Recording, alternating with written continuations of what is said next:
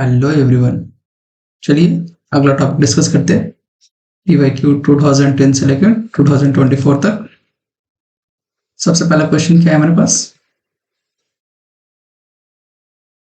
कहता है अ coal washery discharge a 300 meter cube per day of a contaminated water in a stream having a flow rate of 0.04 meter cube per second. The DO level of the stream and contaminated water are 8.5 and 4. Calculating the impact, find the resultant DO. देखिए हमारे पास क्या दिया हुआ है, दो sources हैं। एक sources क्या है, कोल वॉशरी, और दूसरे सोर्सेस हमारे पास है कंटेमिनेटेड वाटर का है। ठीक है, ये दोनों क्या कर रहे हैं, Q1 और Q2 फ्लो से किसी एक स्ट्रीम में जाके मिक्स हो जा रहे हैं, राइट। इसका Q1 समथिंग दिया हुआ है 300 मीटर क्यूब पर सेकेंड, और इसका D1 दे रखा है हमारे पास 8.5। ठीक है, Q2 दे रखा है हमारे पास 0.04 मीटर क्यूब पर सेकेंड एंड D2 दे रखा है हमारे पास 4। ठीक है, अब कह रहा है कि ये दोनों स्ट्रीम से जाके किसी एक स्ट्रीम में जाके मिल रहे हैं, तो बताइए इसका नेट रिजल्टेंट कंटामिनेटेड लेवल क्या होगा, इसका रिजल्टेंट कंटामिनेटेड लेवल क्या होगा। तो ठीक है, चलिए तो हमको निकालते हैं रिजल्टेंट। तो रिजल्टेंट क्या हो जाएगा, Q1 D1 plus Q2 D2 upon Q1 plus Q2। Simple. तो सबसे पहले हम Q1 को मीटर पर सेकंड में कन्वर्ट कर लेते हैं। तो 300 अपॉन 24 इंटू 60 इंटू 60। जब इसको सॉल्व कीजिएगा आपके पास वैल्यू आएगी 0.00347। ये किस में आ गया, मीटर क्यूब पर सेकंड में। तो चलिए अब हम लोग रिजल्टेंट निकाल लेते हैं। तो रिजल्टेंट वैल्यू क्या आ जाएगी, Q1 0.00347 इंटू D1। D1 की वैल्यू क्या है, D1 की वैल्यू दे रखी है कंटेमिनेटेड वाटर का 4 दे रखा है एक्चुअली। तो D1 की वैल्यू होगी 4 प्लस Q2 की वैल्यू क्या दे रखी है 0.04, और स्ट्रीम का क्या है D की वैल्यू, D2 की वैल्यू है 8.5 डिवाइडेड बाय 0.00347 प्लस 0.04। इसको सॉल्व कीजिए, आपके पास वैल्यू आएगी 8.14। तो ये आपकी रिजल्टेंट DO की वैल्यू हो गई। आई होप समझ में आया होगा। इस क्वेश्चन में कह रहा था कि हमारे पास दो सोर्सेस थे, एक Q1 से और एक Q2 से हमारे पास पोल्यूटेंट निकल रहे थे। ठीक है, वो जाके किसी एक सोर्सेस में मिल रहे हैं। ठीक है, तो पूछ रहा है कि बताइए रिजल्टेंट क्या होगा। तो सिंपल है, Q1 D1 Q2 D2। तो R इक्विवेलेंट क्या हो जाएगा, Q1 D1 Q2 D2 upon Q1 plus Q2। इसको सॉल्व करेंगे। तो Q1 को पहले हमने क्या किया, मीटर क्यूब पर सेकंड में कन्वर्ट कर लिया, क्योंकि हमारे पास मीटर क्यूब पर डे में दिया हुआ था। तो इसको मीटर क्यूब पर सेकंड में कन्वर्ट कर लिया, ये हमारे पास ऑलरेडी मीटर क्यूब पर सेकंड में है। सॉल्व किया, सिंप्लीफाई किया, हमारे पास वैल्यू आ गई। ठीक है, चलिए अगला क्वेश्चन देखते हैं। अगला क्वेश्चन क्या कहता है, the combined sound pressure level measure at a point in production bench due to one dumper and one shovel is 95 decibel. If sound pressure level of shovel alone is 90 decibel, find the sound pressure level. देखिए क्या दे रखा है, ये SPL equivalent दे रखा है, मतलब sound pressure level equivalent दोनों को मिला के 95 है। ये किसका है, ये कंबाइंड है। ठीक है, फॉर्मूला हमारे पास क्या होता है, कंबाइंड का फॉर्मूला होता है SPL is equal to 10 log 10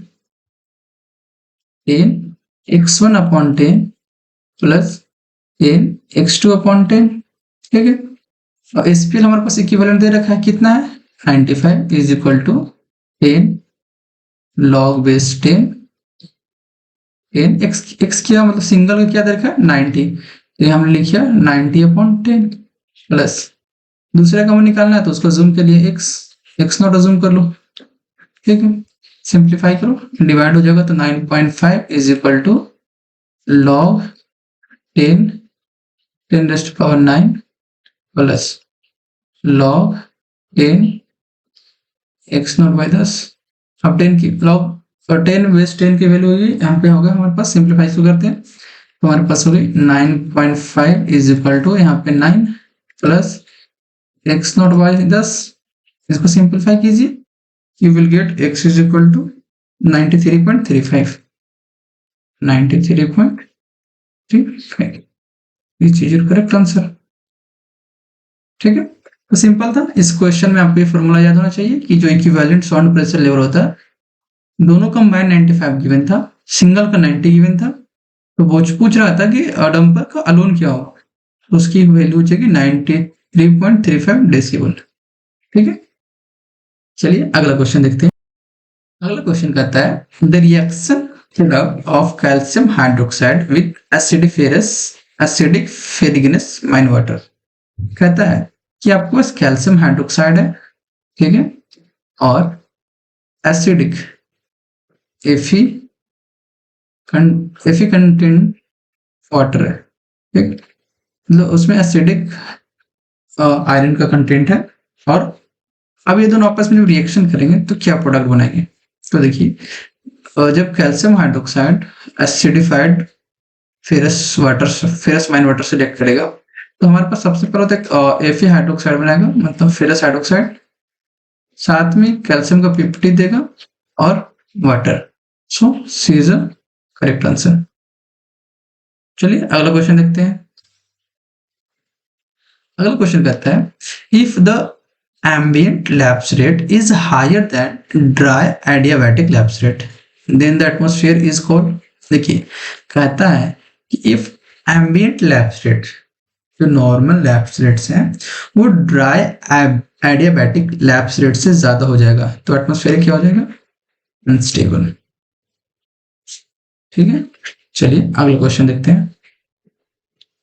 अगला क्वेश्चन कहता है at a measurement station the air quality parameter PM 2.5 NO2 O3 have AQI, air quality index given है। कहता है कि एक मशीन है एयर क्वालिटी इंडेक्स, एयर की क्वालिटी मेजर करने वाले, तो वहां पे हमने 3 डिफरेंट पैरामीटर को मेजर किया, एक पार्टिकुलर 2.5 साइज को, एक NO2 को और एक O3 को। ठीक है, हमने इन तीनों को मेजर किया, तो इसकी वैल्यू आई 180, इसकी वैल्यू आई 96 और इसकी वैल्यू आई 84। तो पूछ रहा है कि बताइए उस स्टेशन पे AQI का क्या वैल्यू होगा। तो हम जानते हैं कि AQI जो होता है वो होता है maximum of reading of AQI।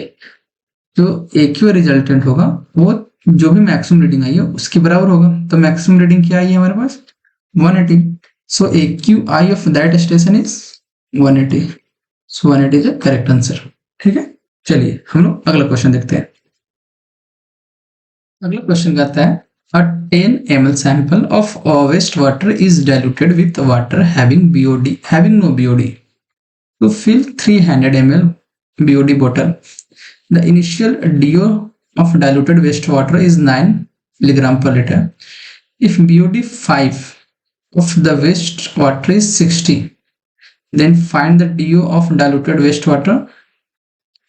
हमें क्या निकालना है, DO of diluted wastewater, DO of diluted wastewater। ठीक है, हमें ये निकालना है। इसका अप्रोच क्या होगा, सबसे पहले हमें इनिशियल वैल्यू क्या गिवन है, इनिशियल वैल्यू गिवन है 10 ml। ठीक है, फाइनल वॉल्यूम क्या गिवन है 300 ml। ठीक है, तो इसका मिक्सिंग फैक्टर क्या होगा, मिक्सिंग फैक्टर होगा initial upon final, which is equal to 0.033। ठीक, हम लोग जानते हैं क्या, BOD 5 is equal to DO into DO minus DO of 5 upon mixing factor. तो BOD ऑफ 5 गिवन है हमारे पास कितना है 60, DO गिवन है 9, हमें क्या निकालना है DO ऑफ 5, हमें DO ऑफ 5 निकालना है एक्चुअली डाइल्यूटेड बाय इनिशियल। तो DO of 5 as it is upon 0.033। तो DO of 5 is equal to 60 minus DO of 5 is equal to 60 into 0.033 minus 9। So DO 5 is equal to nearly 7 point something. So the accurate answer is ये आगरा। तो इस question में क्या बोल रहा है, a stream flowing at 15 metre cube पर second has a tributary feeding into it flow rate of 7 cubic meter per second. The concentration of chloride at upstream junction is 30 and that of tributary is 50. देखिए कहता है कि एक इधर से flow कर रही थी स्ट्रीम, उसमें एक और आके इसकी ट्रिब्यूटरी मिक्स हो गई है। तो बोल रहा है कि अब ये दोनों मिक्स होने के बाद फाइनल रिजल्टेंट क्या होगा। तो हमारे पास Q1 की वैल्यू क्या है 15, Q2 की वैल्यू क्या है 7, कंसेंट्रेशन 30 एंड इसका कंसेंट्रेशन क्या है 50। तो पूछ रहे हैं रिजल्टेंट क्या होगा इस पॉइंट पे, रिजल्टेंट की वैल्यू बता दो। सिंपल है, रिजल्टेंट इज इक्वल टू होता है Q1 C1 plus Q2 C2 अपन Q1 प्लस Q2। तो हमारे पास Q1 कितना है 15, C1 कितना है 30, Q2 कितना है 7 और C2 50 upon Q1 plus Q2, तो 15 प्लस 7 सिंप्लीफाई कीजिए तो 450 350 अपॉन 22, इसकी वैल्यू क्या आएगी 36.36। So B is a correct answer. ठीक है, सिंपल था। आपके यहाँ मिक्सिंग रिजल्टेंट की वैल्यू बतानी थी, तो रिजल्टेंट का फॉर्मूला सिंपल होता है Q1 C1 plus Q2 C2 upon Q1 plus Q2। चलिए हम लोग अगला क्वेश्चन देखते हैं। अगला क्वेश्चन कहता है A yellow boy formed due to acid mine drainage mainly consist of। कहता है कि एक लड़का है वो एसिड माइंस के ड्रेनेज में किसी प्रकार से उसमें टच वगैरह हो गया, तो बोल रहा है कि उसका कलर येलो हो गया। तो येलो क्यों हुआ, ऐसा क्या था एसिड माइंस के वाटर में, तो उसमें हमारे पास FeOH मतलब फेरिक हाइड्रोक्साइड प्रेजेंट था, दैट्स वाई उसका कलर येलो हो गया। ठीक है, चलिए अगला क्वेश्चन देखते हैं।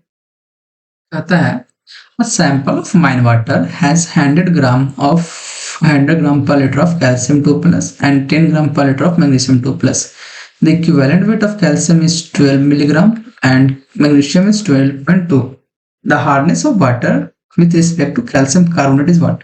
सिंपल है, हमारे पास क्या गिवन है, कैल्शियम 2 प्लस का कंसेंट्रेशन है 100 मिलीग्राम पर लीटर। ठीक है, मैग्नीशियम 2 प्लस का कंसेंट्रेशन क्या गिवन है 10 milligram per litre. Okay, equivalent weight of calcium 2 plus क्या गिवन है, equivalent weight of calcium 2 plus given है 20 and equivalent weight of magnesium 2 plus क्या गिवन है, हमारे पास गिवन है 12.2। हमें क्या निकालना हार्डनेस, तो हार्डनेस का फॉर्मूला क्या हो जाएगा, कैल्शियम 2 प्लस का mass upon equivalent weight of calcium into equivalent weight of CaCO3 plus magnesium 2 plus कौन equivalent weight of magnesium 2 plus into equivalent weight of CaCO3। Calcium carbonate का equivalent weight क्या होता है 50। तो सिंपल है, हमारे पास 100 upon 20 into 50 plus 10 upon 12.2 into 50।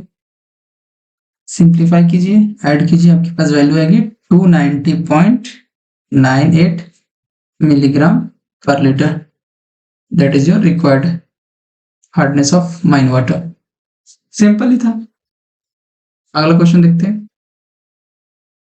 कहता है identify the wrong statement, the temperature inversion of atmosphere in surface mine aggregate the problem. कहता है कि टेम्परेचर इन्वर्जन होने के कारण एटमॉस्फेयर में क्या क्या प्रॉब्लम आ सकती है।